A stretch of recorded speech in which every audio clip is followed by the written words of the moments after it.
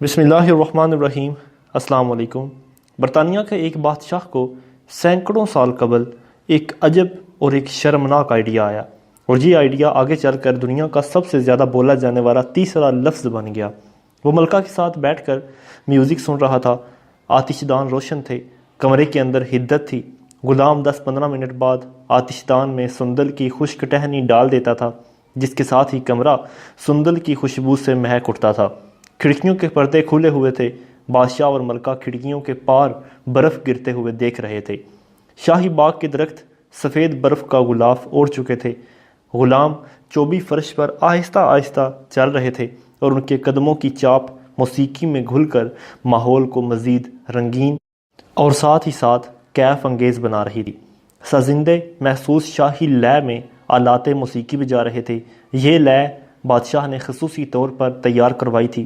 اس میں عیش، عشرت اور رومانس کی ایک لمبی لے کے بعد اچانک تلواروں کی جھنکار، فوجی ڈھول کی تھپ تھپ اور توپوں کی چھنکاڑ سنائی دیتی تھی، اور چند سیکنڈ بعد رومانس اور عیش و عشرت کی دھنیں واپس آ جاتی تھیں۔ یہ لے بادشاہ کے مزاج کی عکاس تھی۔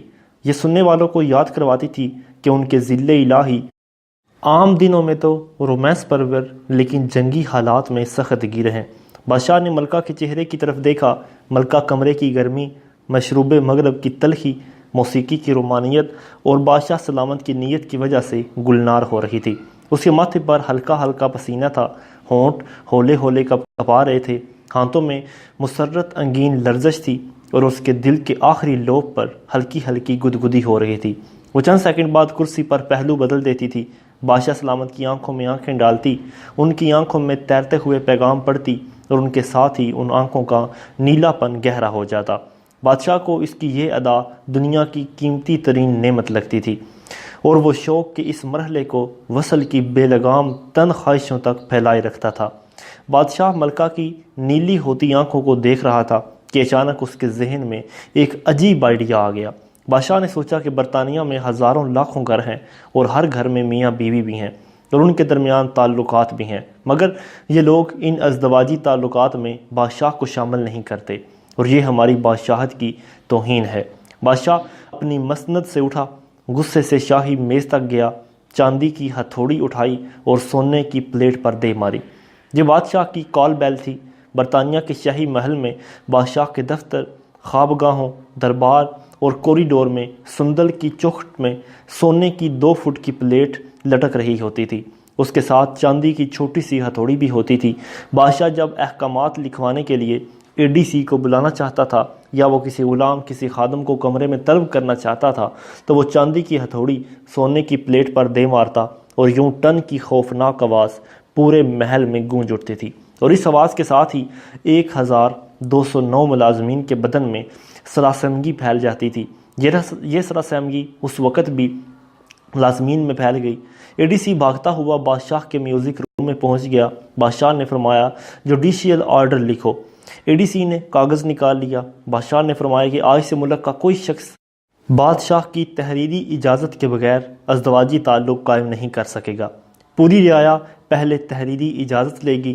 ADC نے کن اکھیوں سے بادشاہ کی طرف دیکھا، سر جھکایا، آرڈر لکھا اور رائل لا اینڈ ڈپارٹمنٹ کے حوالے کر دیا۔ دنیا کی تاریخ میں اس آرڈر کے بعد دلچسپ واقعہ پیش آیا۔ برطانیہ میں ایک نیا ڈپارٹمنٹ بن گیا، اور پورے ملک میں اس ڈپارٹمنٹ کی شاخیں کھول دی گئیں۔ اس قصبے یا شہر کے لوگ دفتر کے سامنے لائن بنا کر کھڑے ہو جاتے تھے، اپنا اور اپنی بیوی کا نام لکھواتے تھے، اور تھوڑی سی فیس ادا کر کے دفتر سے باقاعدہ ایک سرٹیفکیٹ حاصل کرتے تھے۔ یہ ازدواجی تعلقات کا شاہی پروانہ ہوتا تھا۔ یہ لوگ یہ پروانہ اپنے گھر کے دروازے پر آویزاں کرتے تھے۔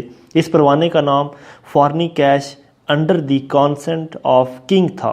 پروانے کے اس نام کا مخفف آگے چل کر ایک غلیظ گالی بن گیا۔ میں اس گالی کو بول تو نہیں سکتا، لیکن آپ کی سہولت کے لیے مخفف کے ابتدائی حروف الگ الگ کرتا ہوں، اور آپ یہ حروف جوڑ کر وہ لفظ گالی یعنی خود بنا لیجئے گا۔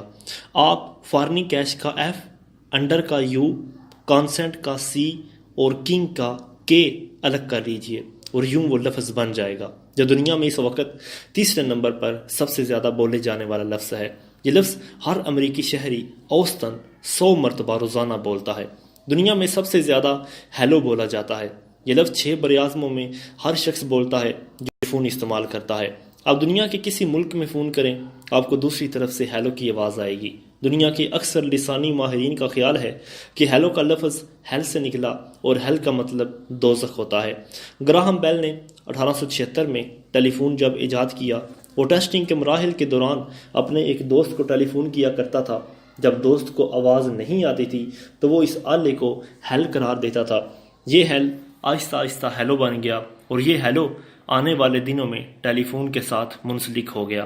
یہ ہیلو اب عام زندگی میں سلام بن چکا ہے۔ لوگ ایک دوسرے سے مخاطب ہوتے وقت ہیلو بھی کہتے ہیں اور ہائے بھی۔ ہائے کے لفظ کا پس منظر بھی انتہائی فحش ہے۔ یہ پس منظر پھر کسی دن بیان ہوگا۔ دنیا میں ہیلو کے بعد سب سے زیادہ شٹ کا لفظ استعمال ہوتا ہے۔ شٹ بھی غلیظ ترین لفظ ہے، مگر یہ لفظ بھی اب یورپی اور امریکی دنیا سمیت تمام معاشروں کا حصہ بن چکا ہے۔ یہ مذہبی عبادت گاہوں سے لے کر عدالتوں تک استعمال ہوتا ہے۔ تیسرا بین الاقوامی لفظ وہ ہے جس نے بادشاہ کے فارنی کیش سرٹیفکیٹ سے جنم لیا تھا۔ چوتھا لفظ گاڈ ہے۔ پانچواں لفظ جیزس یعنی یسوع جو کہ حضرت عیسیٰ علیہ السلام کے لیے بولا جاتا ہے۔ چھٹا لفظ او یاہو ہے اور ساتواں لفظ اوکے ہے، اور سوری، تھینک یو اور ایکسکیوز می جیسے لفظ ان کے بعد آتے ہیں، جبکہ ان 10 لفظوں کے بعد ایسی 20 غلیظ ترین گالیاں ہیں جو لوگوں کے معمول کا اب حصہ بن چکی ہیں، اور یہ گالیاں اب کثرت استعمال کی وجہ سے سننے اور بولنے والے کے غلیظ ترین محسوس بھی نہیں ہوتی۔ ہم اگر پاکستانی معاشرے کی لسانی روایات کا تجزیہ کریں تو ہمیں اس میں بھی 10 مشترکہ الفاظ ملتے ہیں۔ ان 10 لفظوں میں 2 ایسی گالیاں بھی شامل ہیں جو بہن اور ماں کے لفظوں سے شروع ہوتی ہیں اور یہ ہمارے معاشرے کا حصہ ہیں۔ ہم یہ گالیاں 110 موقع پر استعمال کرتے ہیں، اور ان موقعوں میں بچھڑے ہوئے دوست سے اچانک ملاقات، بچے کے امتحان میں کامیابی، عید کا چاند نظر آ جانے اور کرکٹ ٹیم کی جیت کی خوشی بھی شامل ہے، جبکہ باقی 8 لفظوں میں یا اللہ، السلام علیکم، یا اور سناؤ، یا بس کر، یا مہنگائی، یا جان دیو، یا اوئے اور شرم جیسے الفاظ شامل ہیں۔ شرم کا لفظ ہمارے معمول کا اس قدر حصہ ہے کہ ہم گھر سے لے کر مسجد اور مسجد سے سکول تک، عدالت تک اس میں کھلا استعمال کرتے ہیں۔ ہمارے والدین اپنے بچوں کو سرعام بے شرم کہتے ہیں اور کوئی ان کی طرف چونک کر بھی نہیں دیکھتا۔ شرمناک کا لفظ بھی عام استعمال ہوتا ہے۔ ہمارے میڈیا کے لوگ یا ہمارے علماء اکرام یا ہمارے اساتذہ اکرام بھی یہ لفظ کھلم کھلا استعمال کرتے ہیں۔ عوام میں یہ لفظ اکثر اوقات اخبارات کی ہیڈ لائنز میں بھی پڑھا جاتا ہے۔ یہ لفظ ہمارے معاشرے میں بالکل اسی طرح ہی مشہور ہیں جس طرح شٹ اور ہیل کے الفاظ امریکی اور یورپی تہذیب کا حصہ ہیں۔